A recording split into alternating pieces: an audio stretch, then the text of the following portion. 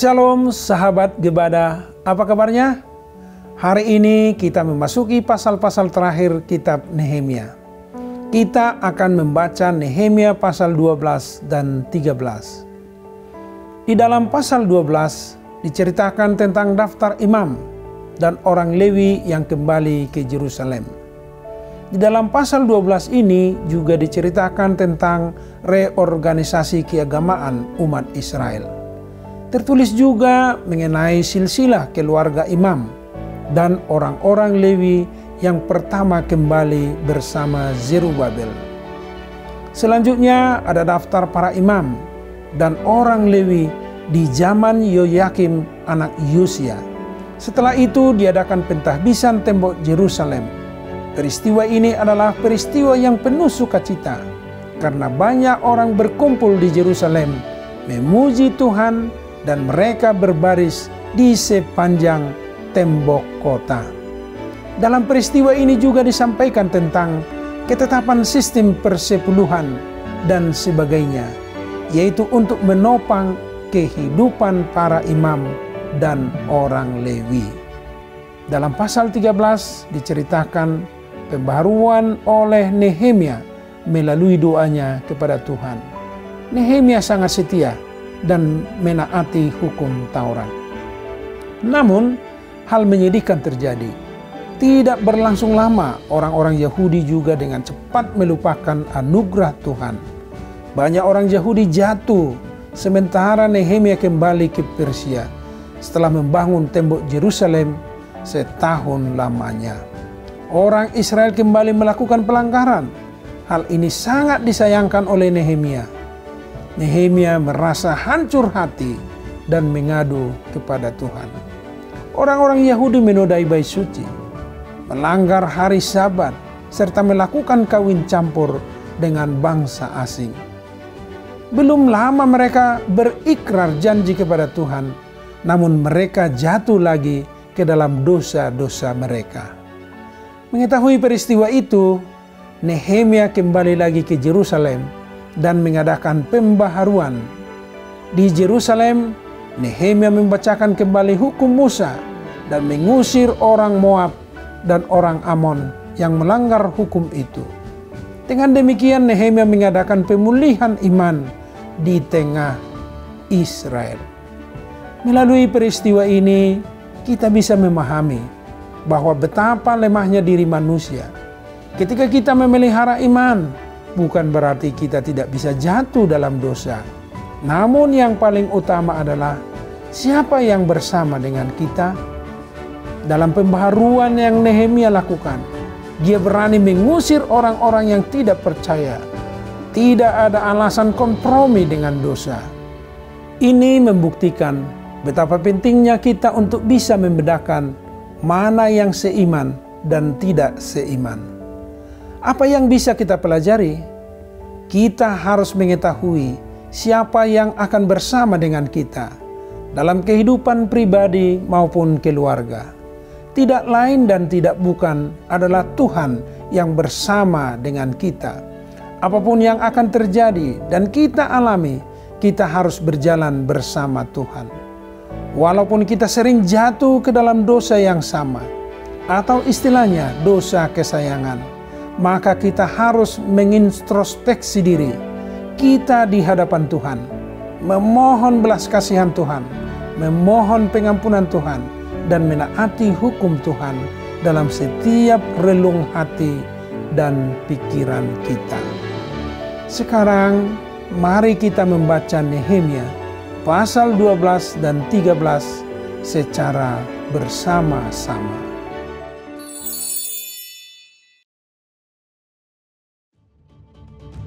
Inilah para imam dan orang-orang Lewi yang berangkat pulang bersama-sama Zerubabel bin Sealtiel dan Yesua, Seraya, Yeremia, Ezra, Amaria, Maluk, Hatus, Sekanya, Rehum, Meremot, Ido, Ginetoy, Abia, Miyamin, Ma'aja, Bilga, Semaya, Yoyarib, Yedaya, Salu, Amok, Hilkia, dan Yedaya.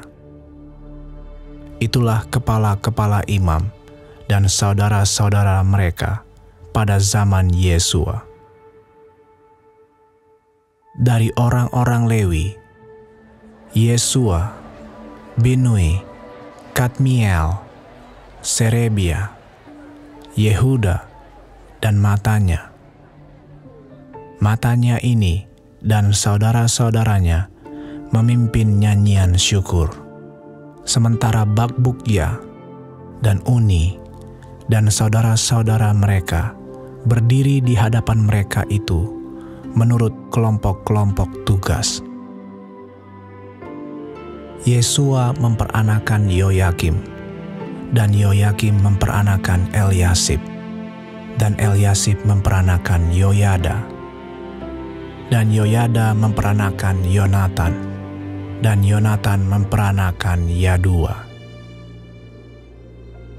Pada zaman Yoyakim, yang menjadi imam adalah kepala-kepala kaum keluarga ini: Meraya dari kaum keluarga Seraya, Hananya dari kaum keluarga Yeremia, Mesulam dari kaum keluarga Ezra, Yohanan dari kaum keluarga Amaria, Yonatan dari kaum keluarga Melikhu, Yusuf dari kaum keluarga Sebanya, Atna dari kaum keluarga Harim, Helkai dari kaum keluarga Merayot, Zakaria dari kaum keluarga Ido, Mesulam dari kaum keluarga Gineton, Zikri dari kaum keluarga Abia, dari kaum keluarga Minyamin, Piltai dari kaum keluarga Moaja, Samua dari kaum keluarga Bilga, Yonatan dari kaum keluarga Semaya, Matnai dari kaum keluarga Yoyarib, Uzi dari kaum keluarga Yedaya, Kalai dari kaum keluarga Salai, Heber dari kaum keluarga Amok, Hasabia dari kaum keluarga Hilkia, dan Netaneel dari kaum keluarga Yedaya. Tentang orang-orang Lewi, para kepala kaum keluarga mereka tercatat pada zaman Eliasib, Yoyada, Yohanan, dan Yadua. Sedang para imam tercatat sampai pemerintahan Darius, orang Persia itu. Kepala-kepala kaum keluarga anak-anak Lewi tercatat dalam kitab sejarah sampai zaman Yohanan bin Eliasib. Inilah para kepala orang-orang Lewi: Hasabia, Serebia, Yesua bin Kadmiel, dan saudara-saudara mereka yang berdiri di hadapan mereka untuk menyanyikan puji-pujian dan syukur, sesuai dengan perintah Daud, abdi Allah itu, kelompok di samping kelompok. Matanya, Bakbukya, Obaja, Mesulam, Talmon, dan Akub adalah penunggu-penunggu pintu gerbang yang mengadakan penjagaan di gudang-gudang perlengkapan pada pintu-pintu gerbang. Mereka itu hidup pada zaman Yoyakim bin Yesua bin Yozadak, dan pada zaman Bupati Nehemia dan Imam Ezra, ahli kitab itu. Pada pentahbisan tembok Yerusalem, orang-orang Lewi dipanggil dari segala tempat mereka dan dibawa ke Yerusalem untuk mengadakan pentahbisan yang meriah dengan ucapan syukur dan kidung, dengan ceracap, gambus, dan kecapi. Maka berkumpullah kaum penyanyi dari daerah sekitar Yerusalem, dari desa-desa orang Netofa, dari Bet Gilgal, dari Padang Geba, dan Asmawet, karena para penyanyi itu telah mendirikan desa-desa sekitar Yerusalem. Para imam dan orang-orang Lewi mentahirkan dirinya, lalu mentahirkan seluruh umat itu, dan kemudian pintu-pintu gerbang dan tembok. Lalu aku mempersilakan para pemimpin orang Yehuda naik ke atas tembok, dan kubentuk dua paduan suara yang besar. Yang satu berarah ke kanan di atas tembok ke jurusan pintu gerbang sampah. Di belakangnya berjalanlah Hosaya dengan sebagian dari para pemimpin orang Yehuda, pula Azaria, Ezra, Mesulam, Yehuda, Benyamin, Semaya, dan Yeremia.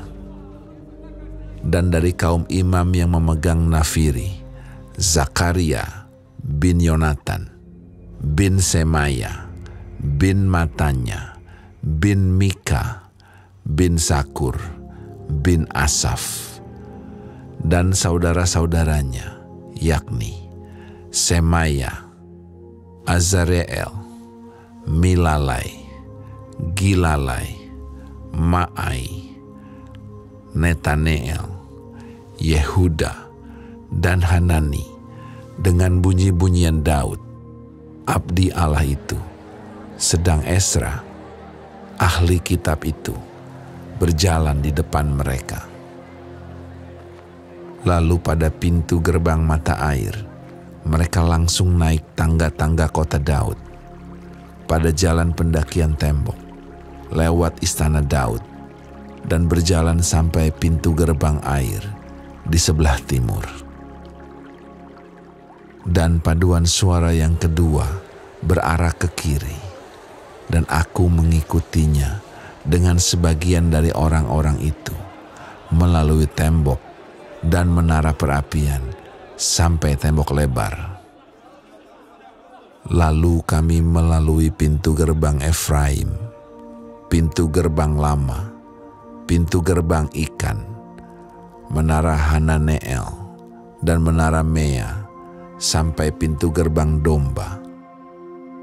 Mereka berhenti di pintu gerbang penjagaan. Kemudian kedua paduan suara itu berdiri di rumah Allah. Demikian juga aku bersama-sama sebagian dari para penguasa dan para imam, yakni Elyakim, Maasea, Minyamin, Mika, Elyoenai, Zakaria, Hananya dengan memegang nafiri, dan Maasea, Semaya, Eleazar, Uzi, Yohanan, Malkia, Elam, dan Ezer. Lalu para penyanyi memperdengarkan kidung di bawah pimpinan Yizrahia. Pada hari itu, mereka mempersembahkan korban yang besar. Mereka bersukaria karena Allah memberi mereka kesukaan yang besar. Juga segala perempuan dan anak-anak bersukaria, sehingga kesukaan Yerusalem terdengar sampai jauh. Pada masa itu, beberapa orang diangkat untuk mengawasi bilik-bilik perbendaharaan, bilik-bilik untuk persembahan khusus, untuk hasil pertama, dan untuk persembahan persepuluhan, supaya sumbangan yang menurut hukum menjadi bagian para imam dan orang-orang Lewi dikumpulkan di bilik-bilik itu sesuai dengan ladang setiap kota. Sebab Yehuda bersukacita karena para imam dan orang-orang Lewi yang bertugas. Karena merekalah yang melakukan tugas pelayanan bagi Allah mereka dan tugas pentahiran, Demikian juga para penyanyi dan para penunggu pintu gerbang, sesuai dengan perintah Daud dan Salomo anaknya. Karena sudah sejak dahulu, pada zaman Daud dan Asaf, ada pemimpin-pemimpin penyanyi, ada nyanyian pujian dan nyanyian syukur bagi Allah.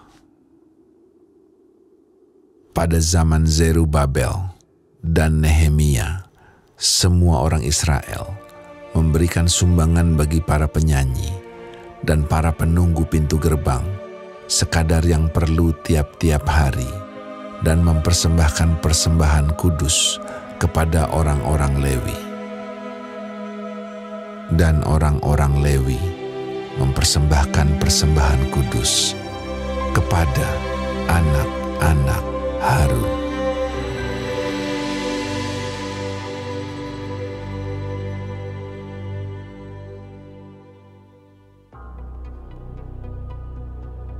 Pada masa itu, bagian-bagian daripada kitab Musa dibacakan dengan didengar oleh rakyat. Didapati tertulis dalam kitab itu bahwa orang Amon dan orang Moab tidak boleh masuk jemaah Allah untuk selamanya, karena mereka tidak menyongsong orang Israel dengan roti dan air, malah mengupah Bileam melawan orang Israel supaya dikutukinya. Tetapi Allah kami mengubah kutuk itu menjadi berkat. Ketika mereka mendengar pembacaan Taurat itu, mereka memisahkan semua peranakan dari orang Israel. Tetapi sebelum masa itu, Imam Eliasib yang diangkat untuk mengawasi bilik-bilik rumah Allah kami dan yang mempunyai hubungan erat dengan Tobia, menyediakan sebuah bilik besar bagi Tobia itu. Sebelumnya, orang membawa ke bilik itu korban sajian, kemenyan, perkakas-perkakas, dan persembahan persepuluhan daripada gandum, anggur, dan minyak yang menjadi hak orang-orang Lewi, para penyanyi, dan para penunggu pintu gerbang, dan persembahan khusus bagi para imam. Ketika peristiwa itu terjadi, aku tidak ada di Yerusalem, karena pada tahun ke-32 pemerintahan Artahsasta, Raja Babel, aku pergi menghadap raja. Tetapi sesudah beberapa waktu, aku minta izin dari raja untuk pergi. Lalu aku tiba di Yerusalem dan melihat kejahatan yang dibuat Eliasib untuk keuntungan Tobia. Sebab bagi Tobia ini telah disediakannya sebuah bilik di pelataran rumah Allah. Aku menjadi sangat kesal. Lalu kulempar semua perabot rumah Tobia keluar bilik itu. Kemudian kusuruh tahirkan bilik itu. Sesudah itu kubawa kembali ke sana perkakas-perkakas rumah Allah, korban sajian, dan kemenyan. Juga kudapati bahwa sumbangan-sumbangan bagi orang-orang Lewi tidak pernah diberikan, sehingga orang-orang Lewi dan para penyanyi yang bertugas masing-masing lari ke ladangnya. Aku menyesali para penguasa. Kataku, mengapa rumah Allah dibiarkan begitu saja? Lalu kukumpulkan orang-orang Lewi itu dan kukembalikan pada tempatnya. Maka seluruh orang Yehuda membawa lagi persembahan persepuluhan daripada gandum, anggur, dan minyak ke perbendaharaan. Sebagai pengawas-pengawas perbendaharaan, kuangkat Imam Selemia dan Zadok, seorang ahli kitab, dan Pedaya, seorang Lewi. Sedang Hanan bin Zakur bin Matanya diperbantukan kepada mereka, karena orang-orang itu dianggap setia. Mereka diserahi tugas untuk mengurus pembagian kepada saudara-saudara mereka.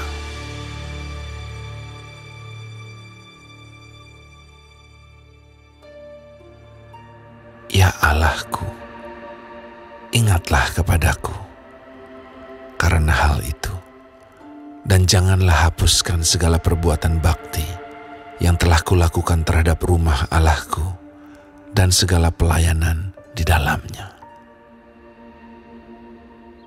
Pada masa itu, kulihat di Yehuda, orang-orang mengirik, memeras anggur pada hari Sabat. Pula orang-orang yang membawa berkas-berkas gandum dan memuatnya di atas keledai, juga anggur, buah anggur, dan buah ara, dan pelbagai muatan yang mereka bawa ke Yerusalem pada hari Sabat. Aku memperingatkan mereka ketika mereka menjual bahan-bahan makanan. Juga orang Tirus yang tinggal di situ membawa ikan dan pelbagai barang dagangan dan menjual itu kepada orang-orang Yehuda pada hari Sabat, bahkan di Yerusalem. Lalu aku menyesali pemuka-pemuka orang Yehuda. Kataku kepada mereka, kejahatan apa yang kamu lakukan ini dengan melanggar kekudusan hari Sabat? Bukankah nenek moyangmu telah berbuat demikian, sehingga Allah kita mendatangkan seluruh malapetaka ini atas kita dan atas kota ini?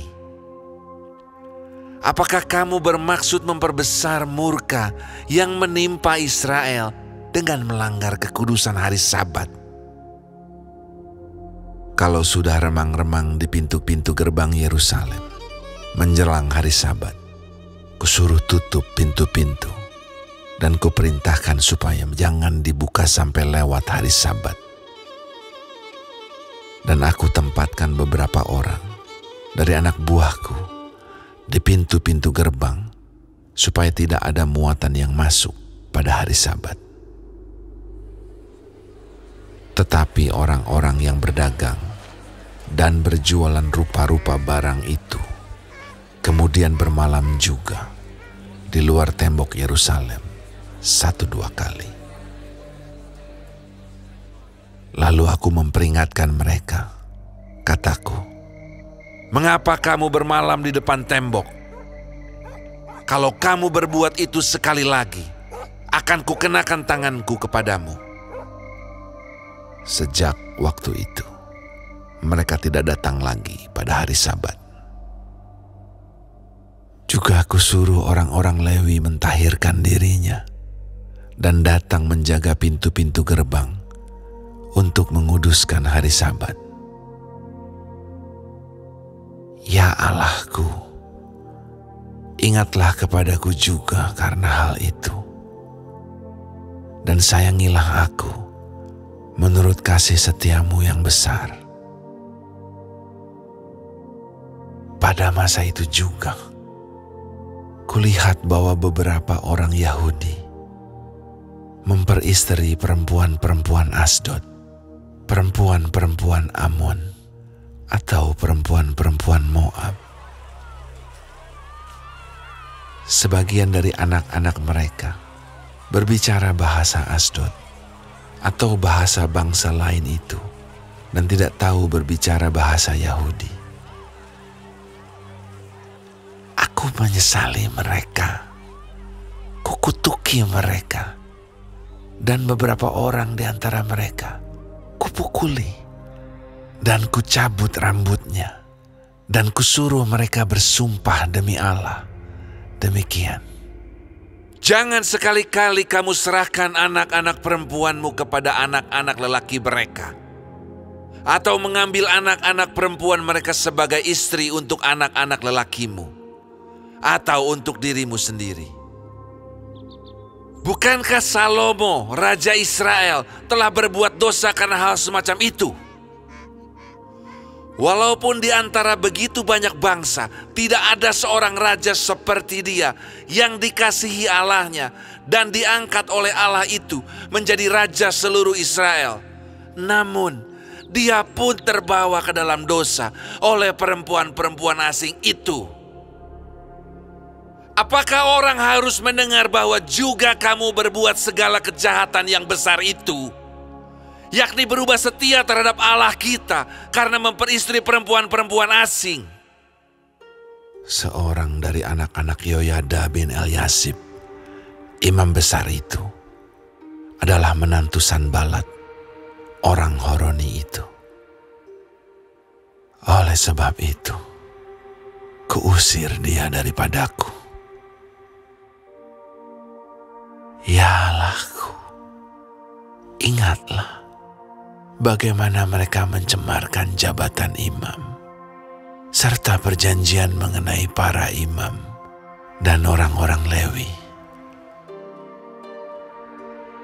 Kutahirkan mereka dari segala sesuatu yang asing, dan kutetapkan tugas-tugas untuk para imam dan orang-orang Lewi, masing-masing dalam bidang pekerjaannya.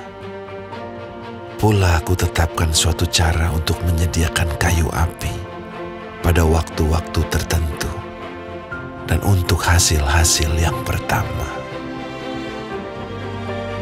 Ya Allahku, ingatlah kepadaku demi kesejahteraan.